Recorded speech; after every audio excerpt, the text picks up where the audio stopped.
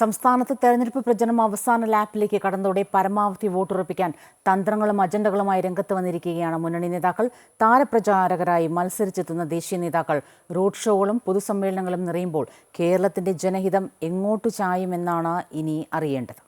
ഒരു മാസത്തിലേറെ നീണ്ടുനിന്ന പ്രചാരണ ചൂടിനൊടുവിൽ പോളിംഗ് ബൂത്തിലെത്താൻ 5 ദിനം മാത്രം ബാക്കി നിൽക്കെ ആവേശ കൊടുമുടിയിലാണ് മുന്നണികളും സ്ഥാനാർത്ഥികളും. പരമാവധി വോട്ടർമാരെ നേരിട്ട് കണ്ട് വോട്ടുറപ്പിക്കാനുള്ള നെട്ടോട്ടത്തിലാണ് സ്ഥാനാർത്ഥികൾ. കൂട്ടിയും കിഴച്ചും ചാഞ്ചാടി നിൽക്കുന്ന വോട്ടർമാരെ ഒപ്പം കൂട്ടാനുള്ള തന്ത്രങ്ങളാണ് ആവിഷ്കരിക്കുന്നത്. താരപ്രചാരകരായി എത്തുന്ന ദേശീയ നേതാക്കളുടെ കുത്തൊഴുക്കാണ് സംസ്ഥാനത്ത് എവിടെയും കാണാനാകുന്നത്.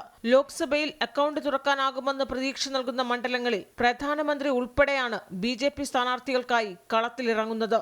മറുഭാഗത്ത് കോൺഗ്രസ് ആകട്ടെ രാഹുൽ ഗാന്ധി, പ്രിയങ്ക ഗാന്ധി ഉൾപ്പെടെ താരപ്രചാരകർ റോഡ് ഷോയിൽ പങ്കെടുത്തുകൊണ്ട് ജനങ്ങൾക്കിടയിലേക്ക് ഇറങ്ങിച്ചെല്ലുന്നു. സീതാറാം യെച്ചൂരി, പ്രകാശ് കാരാട്ട്, D. രാജ തുടങ്ങിയ ഇടതുപക്ഷ നേതൃനിര കേരളത്തിൽ തുടർച്ചയായി വന്നുപോകുന്നു. പ്രചാരണ വിഷയങ്ങളും തെരഞ്ഞെടുപ്പ് അജണ്ടകളും കൃത്യമായി നടപ്പാക്കാൻ നേതൃത്വം മത്സരിക്കുന്നു. CAA, ED, സാമ്പത്തിക പ്രതിസന്ധി തുടങ്ങിയ വിഷയങ്ങളാണ് പ്രചാരണത്തിന്റെ ആദ്യ നാളുകളിൽ കത്തിക്കയറിയതെങ്കിൽ പിന്നീടങ്ങോട്ട് പാനൂരിലെ ബോംബ് നിർമ്മാണവും ക്യാമ്പസ് കൊലപാതകവും കേരള സ്റ്റോറിയും നിറഞ്ഞു നിന്നു. എന്നാൽ അവസാന ദിനങ്ങളിൽ മുഖ്യമന്ത്രിയും രാഹുൽ ഗാന്ധിയും നേർക്കുനേർ വരുന്ന കാഴ്ചയിലേക്ക് കാര്യങ്ങൾ മാറുന്നു. CAA വിഷയത്തിൽ ഒന്നും പറയാൻ ധൈര്യമില്ലാത്ത കോൺഗ്രസും രാഹുൽ ഗാന്ധിയും എന്ന വിമർശനം നിരന്തരം ഉയർത്തി ന്യൂനപക്ഷ വോട്ടുകൾ ലക്ഷ്യമിടുന്ന മുഖ്യമന്ത്രിയെ ഒടുവിൽ രാഹുൽ ഗാന്ധി പ്രകോപിപ്പിച്ചു. രാജ്യത്ത് 2 മുഖ്യമന്ത്രിമാരെ ജയിലിലാക്കിയ ED പിണറായിയെ തൊടുന്നില്ല എന്ന രാഹുലിന്റെ കടന്നാക്രമണത്തിന് രാഹുലിന്റെ പഴയ പേരും ഇന്ദിരാഗാന്ധിയുടെ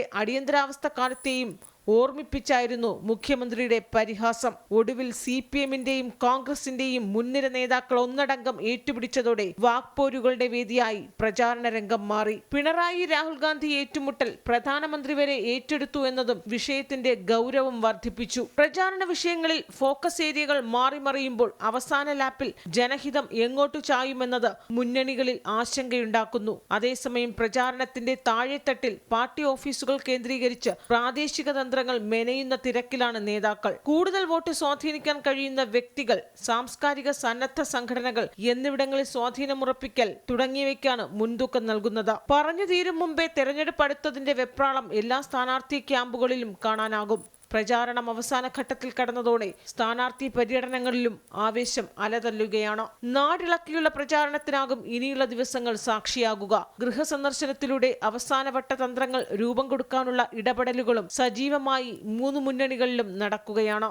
ഗ്രാമീണ റോഡുകളും കുടിവെള്ളവും മുതൽ ദേശീയ രാഷ്ട്രീയം വരെ ചർച്ചാ വിഷയമാകുന്ന തെരഞ്ഞെടുപ്പിൽ കരുതലോടെയാണ് രാഷ്ട്രീയ ക്യാമ്പുകളുടെ ഓരോ ചുവടുവയ്പും. ആൻഫിലി ഡിസൂസ, അമൃത ന്യൂസ്.